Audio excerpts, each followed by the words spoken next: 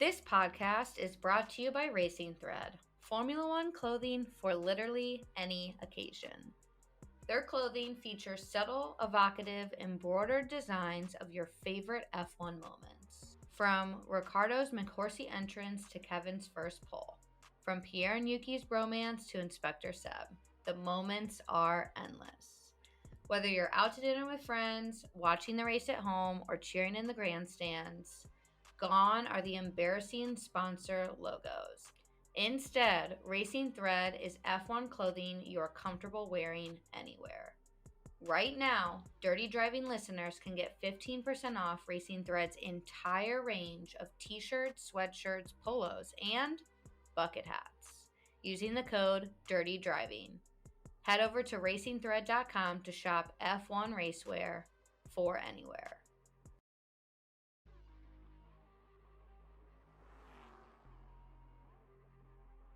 It's chaos. It's a different type of Sunday scary. It's your newest obsession. It's Dirty Driving, a Formula One podcast.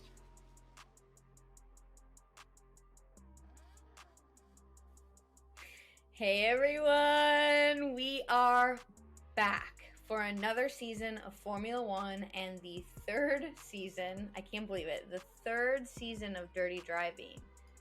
Woo!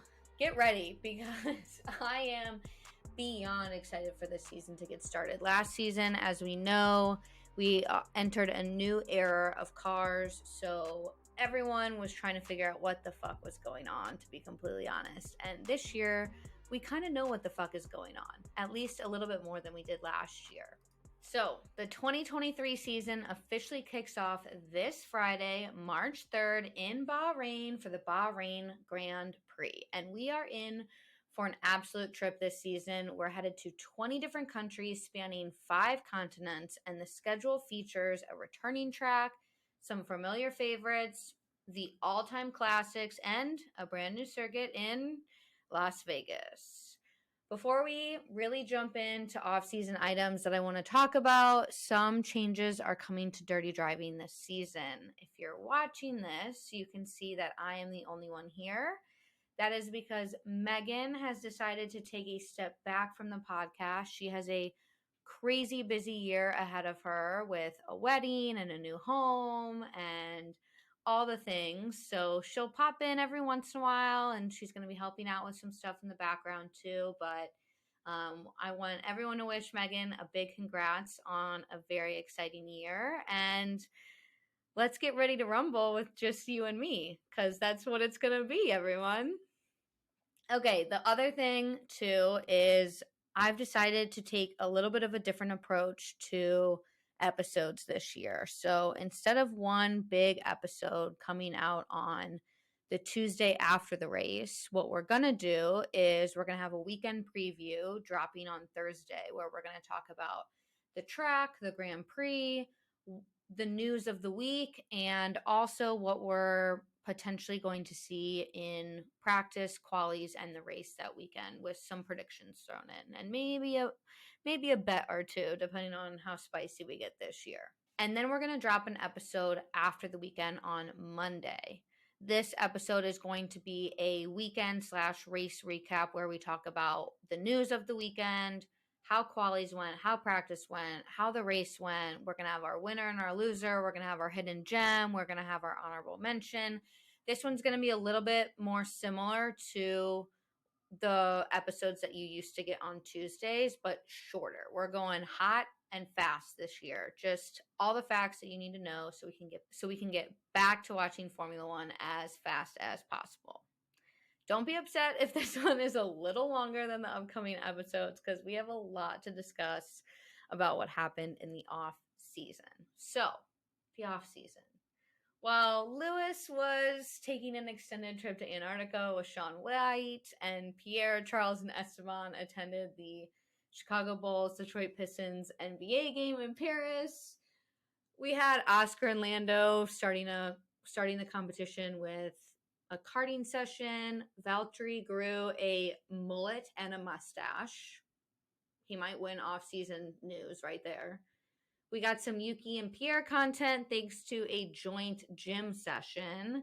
And Zhao was able to return to China. He has also graced the cover of multiple magazines, sporting hands down the best looks of the offseason. He wins Fit Friday in its entirety, 100% for the offseason. Then George pulled a Bond, specifically a Pierce Brosnan Bond, and went ice driving. And then Kevin competed with his father in the golf 24 hours in Abu Dhabi, and literally so much more happened, but those were my highlights of the offseason when it came to drivers. When it came to other things like news and team principals and regulation changes and everything, we were in for it. There was so much that happened in the off season that I just want to talk about. So if you weren't watching or you missed something, or you were taking a nice detox from Formula One, you are ready to go for when the race weekend starts this Friday. So we're going to talk about some scheduling, some tracks, some reserve drivers. We've got to get into the team principal silly season. I'm going to touch on new sponsorships. I'm going to talk about the new tire compound. I'm going to talk about the future of F1, some regulation changes. I do have a hidden gem of the off season, and then maybe we'll wrap up with some notes on the liveries and what I'm looking forward to most this season.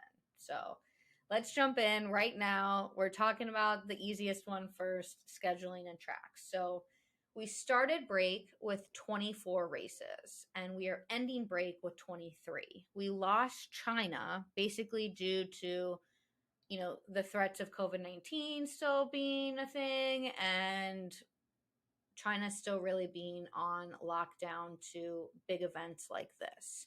So unfortunately, we did not get a replacement race. This was a huge bummer because I was hoping we'd be back in Portimao, Portugal, but we're not. We're just going with the good marketing, the better marketing, if you will. We're going for 23 and 23. In some other news, the Miami track is being completely resurfaced, and the paddock is actually moving inside of the stadium. I'll share the images on the story again, but it's absolutely insane how it looks. I think it's going to be great. I obviously probably won't be there. We'll see. I'm trying to swing something, but we'll see. Excited to see how Miami is this year, especially after the original race happening last year where they were still trying to work things out. Baku is also being resurfaced. Saudi Arabia will undergo changes to improve visibility on corner entry. We saw a lot of trouble with that last year, so hopefully that will make Saudi Arabia a little safer, a little easier to drive for the drivers. And then Zandvoort, this one is so particular, but I'm going to add it anyway. The space between the pit boxes will increase by 1.5 meters.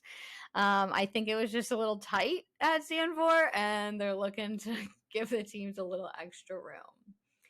Qatar will have a brand new pit building and paddock infrastructure, and we are seeing some DRS zone changes as well. We'll see those in Bahrain, Jeddah, Melbourne, Baku, and Miami. And then Melbourne, which is our third race of the season, is actually getting 4 DRS zones. Miami was supposed to have 4 last year, but they ended up only giving them 3. So this will be our first, maybe not our first track. I'll have to double check that, but it will be our only track this year with 4 DRS zones. In reserve driver news, the reason why I wanted to talk about this is because 2 of our favorites from last season, Danny Rick and Mick Schumacher, still may be on the grid this year at some point. We never know what's going to happen. So Mercedes scooped up Mick Schumacher as their reserve driver, and Danny Rick returned to Red Bull after 4 years. I think this is the return we all wanted. He is going to be one of their reserve drivers and also doing a bunch of their marketing. He was at the livery reveal and pretty much got asked the most questions at that, I will add. So wanted to kind of just update you guys on where 2 of our favorites will be. We'll still see them at races, and so I'm really excited for that. I think both of them deserve a spot on the grid next year, if not before next year. So we'll have to see how that plays out. Team principal silly season. Everyone just take a moment, put your seatbelt on. We're getting in on a roller coaster because if you thought the driver silly season was long this year, which it was, probably the longest one I've ever experienced, the longest one maybe ever, then I hope you were ready for the team principal silly season, which dragged on for a while.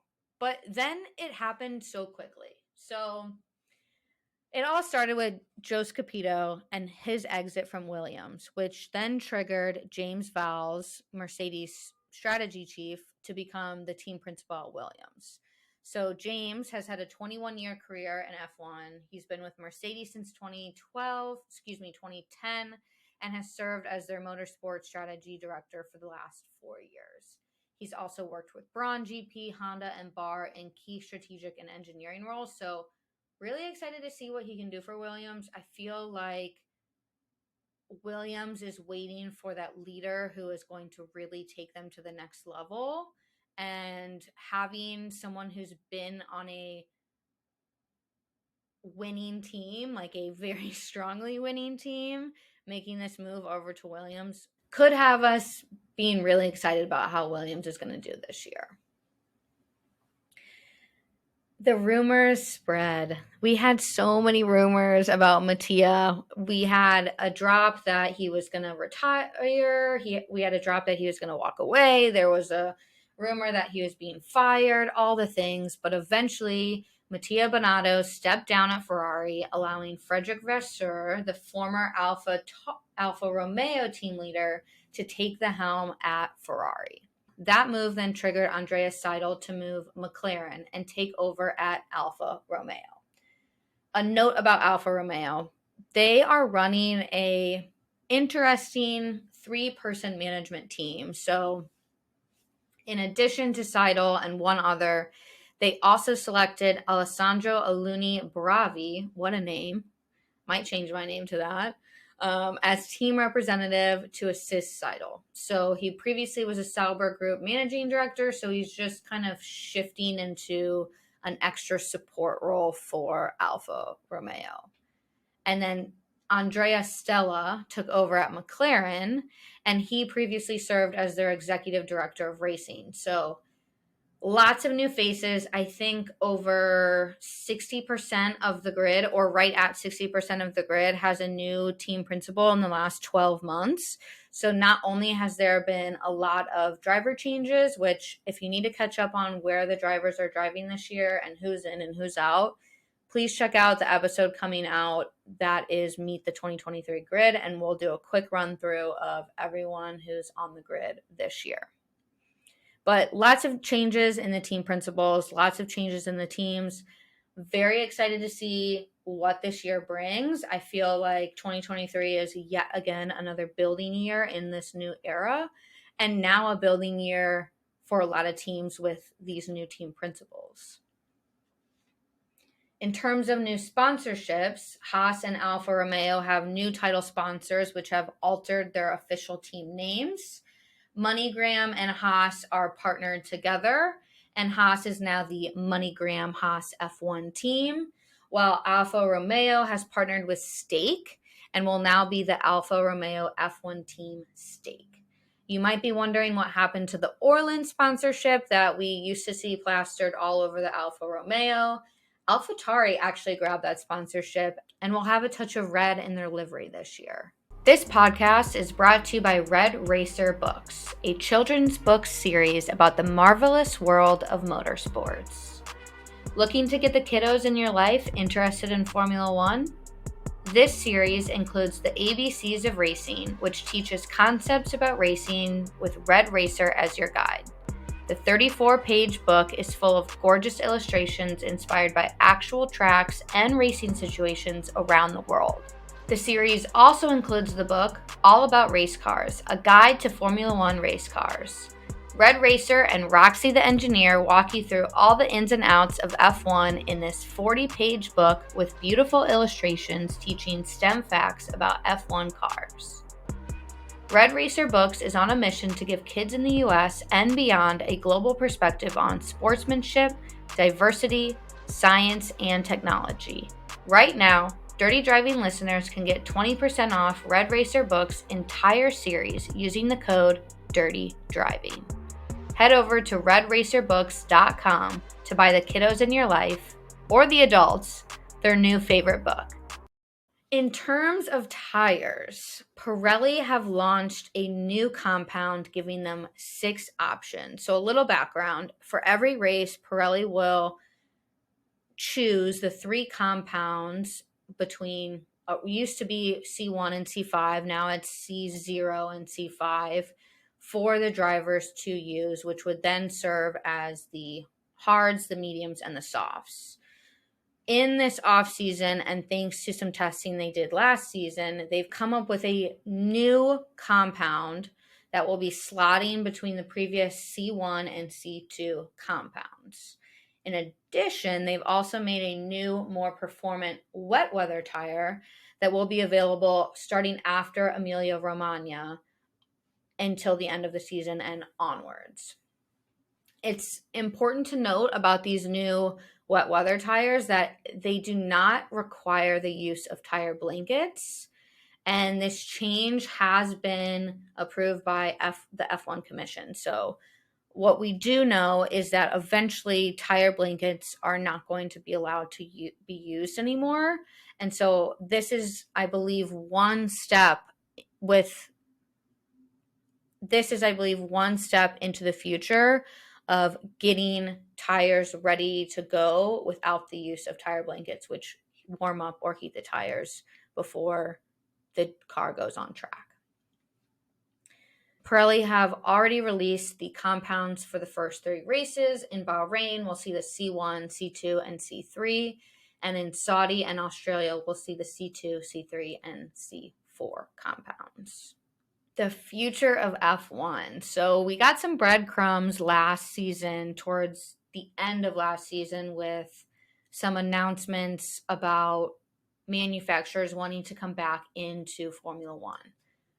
Both Audi and Ford have not only announced, but also confirmed their intent to join F1, but have also taken some steps in doing so. So let's start with Audi. Audi announced that they have acquired a minority stake in the company Sauber, which is the management of the Alfa Romeo named team.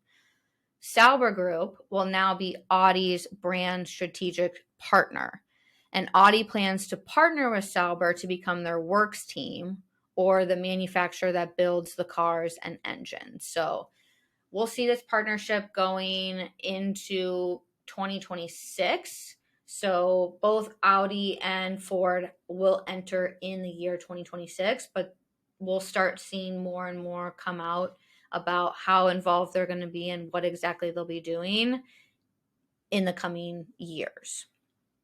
Ford. Now, Ford is one that I think a lot of people are interested in. They haven't been on the grid since 2004, so they're returning to F1 after a 20-year hiatus.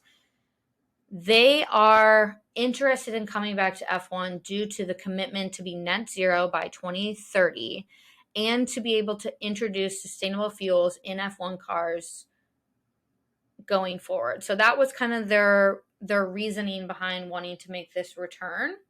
And it was actually announced that Ford will be returning with a long-term technical partnership with Red Bull Powertrains starting in 2023, so this year, to develop and start developing the next generation of powered engines.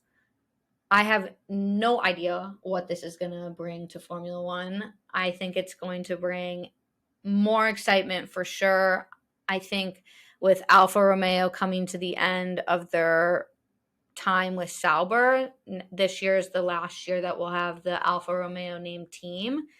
Sauber definitely needed a partner to continue going. And then Ford and Red Bull partnering together, the only thing I could be concerned about is that they will just become this power horse engine like Mercedes was for 7 years, and we'll just be seeing Red Bull and a lot of Red Bull wins in the coming years. So fingers crossed, everyone's figuring out their plans for 2026 so we can really have great racing going forward.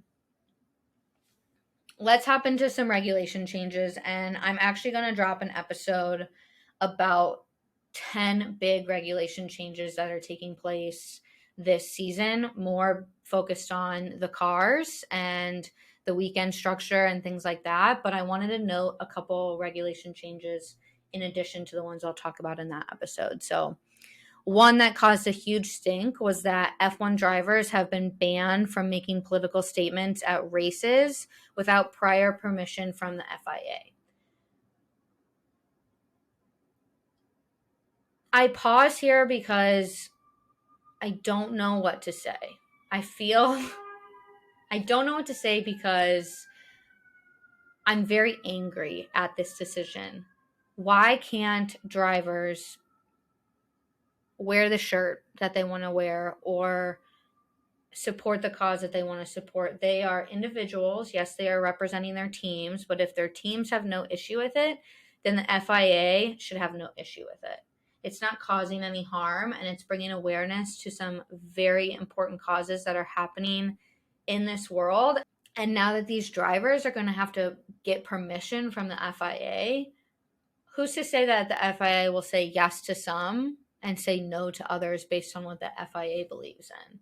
It's just shady. And Stefano Domenicali kind of got in a little trouble from his statements and is like stepping back as, the day-to-day manager due to his statements. So more to come on this for sure as the season develops. I'll be interested to see if Lewis Hamilton, is still sporting a new shirt every week, supporting a cause. Now that Seb's not on the grid, Lewis will just mainly be doing it by himself unless someone else steps up. So I don't know. We'll see. We will see. So, in addition, wording has been added to allow the FIA auditing team easier access to the team factories to police regulations. This is obviously from the Red Bull overspend last year, or the overspend in 2021 that came out last year. And so we will see if that makes it easier for the FIA to figure out if teams are breaking the rules. There will also be a winter shutdown period for teams and power unit manufacturers along with the existing summer shutdown. So for 2 weeks in the summer, all the teams have to completely shut down. No one is supposed to work. No one is supposed to develop. And now we will have a week in the winter break where that same thing will take place.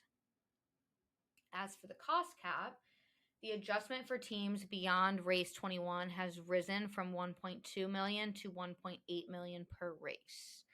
The FIA stated that this was done on the basis that the trend of the additional races being added to the calendar has been towards flyaways, which are more expensive. So the more races that are added that are further away than, the base of Europe has allowed for this increase. My hidden gem of the off season. I'm excited to talk about this. It just popped up as an article on formula1.com and I read it and I was like, "Oh, wow, I had no idea about this." And then I started doing a little bit more research, and I just think F1 perfectly positioned themselves in allowing more resources to be spent on things like this.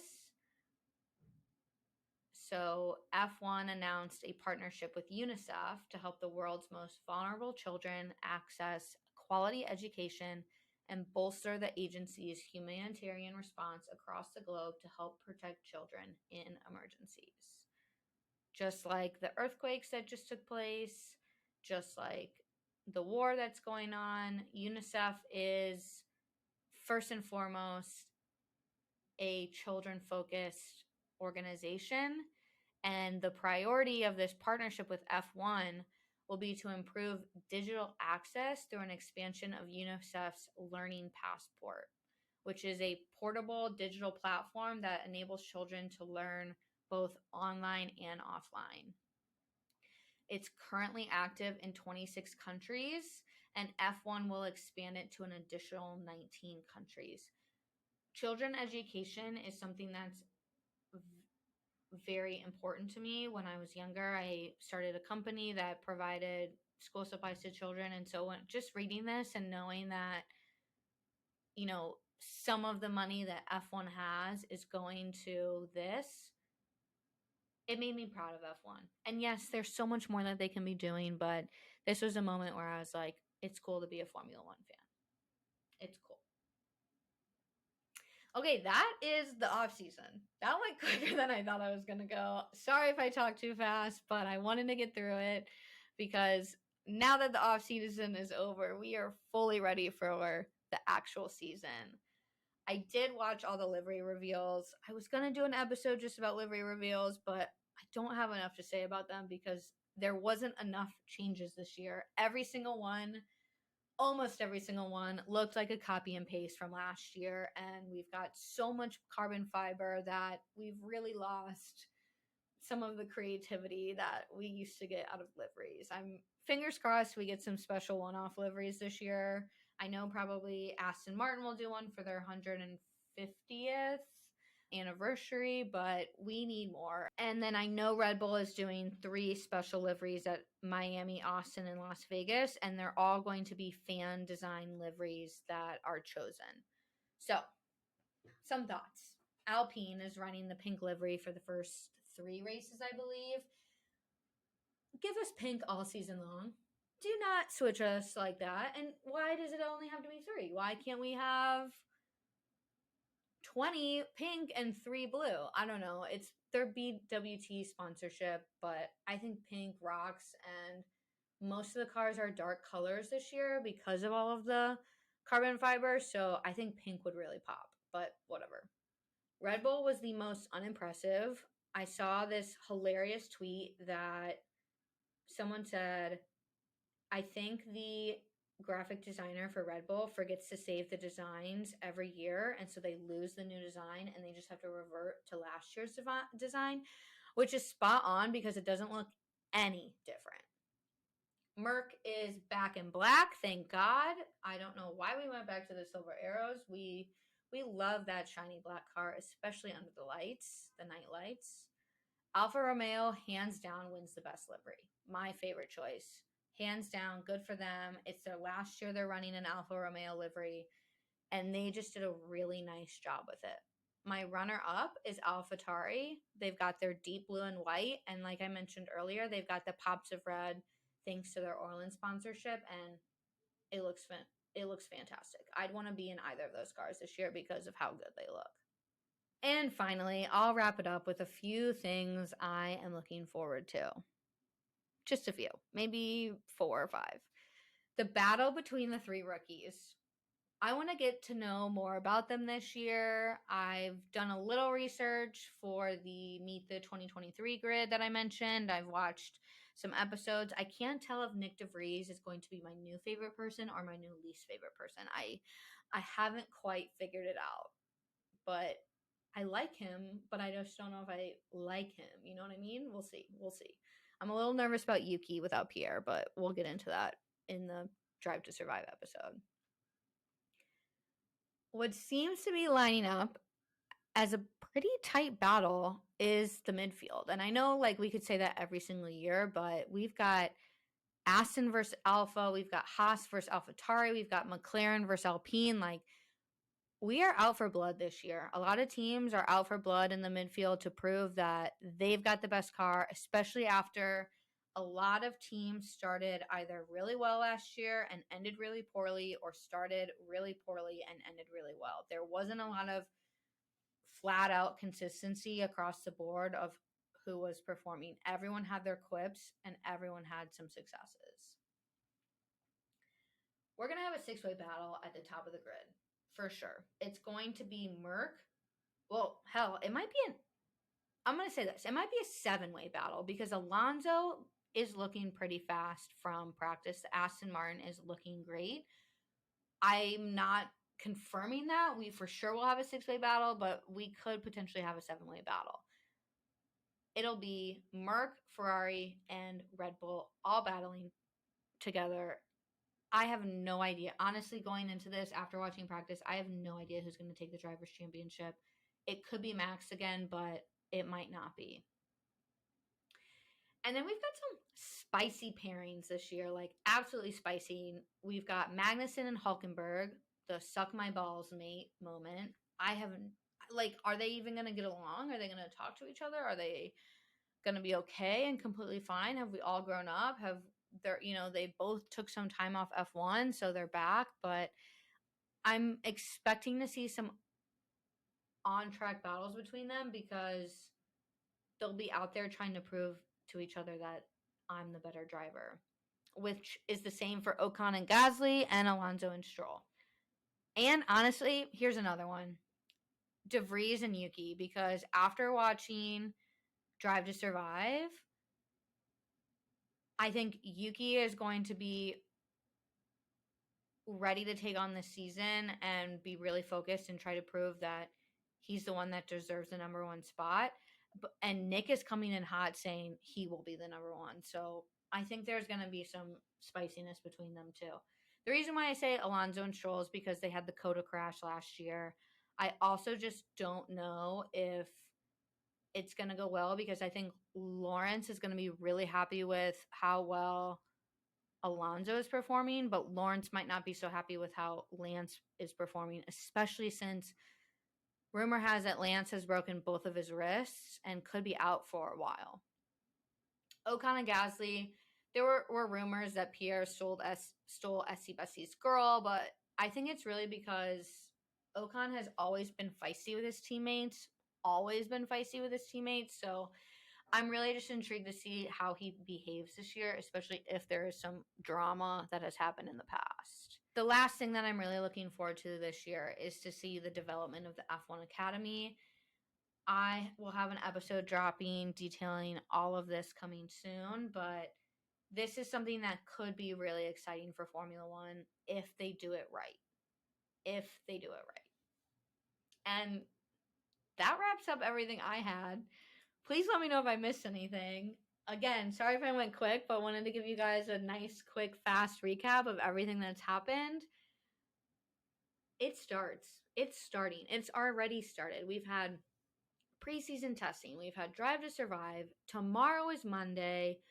Tomorrow's race week. We're getting into it. And come Friday, it's happening. Formula One is back, everyone. Formula One is back. And if you're in a bad mood this week, you shouldn't be, because you want to know why? Formula One is back. Thanks so much for listening to this episode.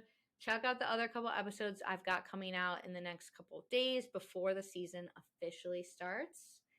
And we'll see you soon. Thank you so much for listening to another episode of Dirty Driving. Until next time, stay dirty.